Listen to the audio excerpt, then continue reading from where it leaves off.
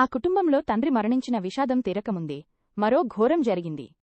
తండ్రి అంత్యక్రియల తదనంతర కార్యక్రమాలు దినకర్మ ముగిసిన రోజే కుమారుడు బలమరణానికి పాల్పడ్డాడు.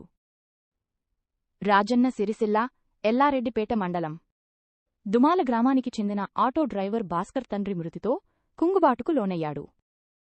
దీనికి తోడు ఆర్థిక ఇబ్బందులు తోడవడంతో మనస్తాపం చెంది బుధవారం ఉరివేసుకున్నాడు. ఒకే ఇంట్లో ఇద్దరు మరణించడంతో గ్రామంలో విషాద ఛాయలు అలముకున్నాయి. కుటుంబ సభ్యుల రోదనలు మిన్నంటాయి.